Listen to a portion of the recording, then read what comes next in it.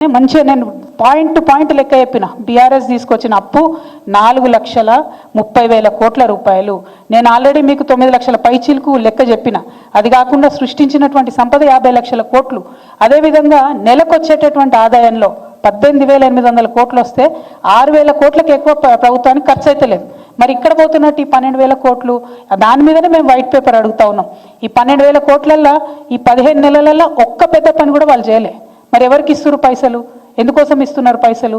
ఎందుకు అప్పులు ఇంకా తీసుకొచ్చి రాష్ట్ర ప్రభుత్వం మీద, రాష్ట్ర ప్రజల మీద భారం వేస్తున్నారని నేను ప్రశ్నిస్తాను.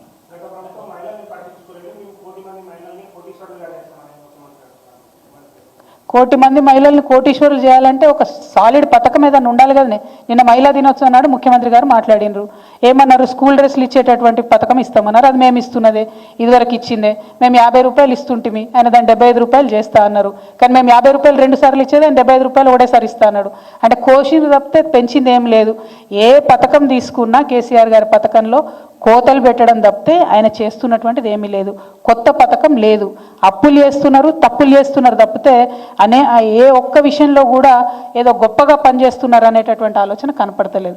పెట్రోల్ బంక్ పెట్టించినామన్నారు బ్రదర్ మహిళలకు. ఏంది మొత్తం జిల్లా సమాఖ్యలో అంటే వేలాది మంది మహిళలకు కలిసి దాని లాభం పంచుతారంట. అంటే జుట్టుకు రూపాయి కూడా రాదబ్బా నేను చెప్పేది. అటువంటి పరిస్థితుల్లో ఎట్లా కోటీశ్వర్లు అవుతారు మహిళలు?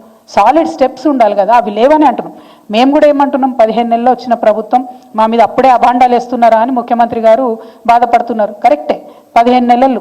కానీ 15 నెలల్లో పునాది తీయడానికి టైం సరిపోదా మీకు? బ్లూ ప్రింట్ రావడానికి టైం సరిపోదా? బిల్డింగ్ అవుతుందని మేము అనుకుంటలేం. అట్లీస్ట్ ఒక ఫౌండేషన్, ఒక కరెక్ట్ తొవ్వలో పోతున్నారు మీరు అనుకుంటే విమర్శ చేయాల్సిన అవసరం మాకేముంది? పునాదాన్ని వేయాలి కదా. ఆ పునాదే లేదన్నది మా బాధ, అంతకుమించి ఇంకోటి ఏం లేదు.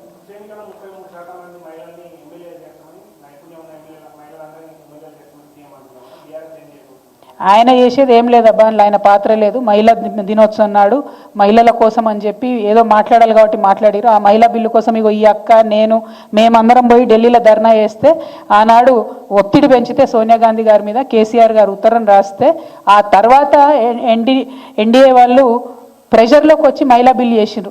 అది కూడా పోస్ట్ డేటెడ్ చెక్ లెక్క వేసిర్రు. మహిళా బిల్లు పాస్ అయ్యి ఎన్ని రోజులైంది? ఏమైనా మధ్యలో 3 రాష్ట్రాలు ఎన్నికలు అయిపోయినాయి. ఆడ ఎమ్మెల్యేలను కానియలే. మరి ఇప్పుడన్నా వాళ్ళు కనీసం జనాభా లెక్కలు చేస్తేనే ఇక్కడ ఎమ్మెల్యేలు అవుతారు మహిళలు. మాకు ఇక్కడ 53 మంది ఎమ్మెల్యేలు అవుతారు మహిళలు. ఘంటాపథంగా చెప్తున్నా, ఇక్కడ ఈ రాష్ట్రంలో 53 మంది మహిళా ఎమ్మెల్యేలు అవుతారంటే అది కేవలం బీఆర్ఎస్ పార్టీ వల్ల మాత్రమే సాధ్యమైందని చెప్తున్నారు.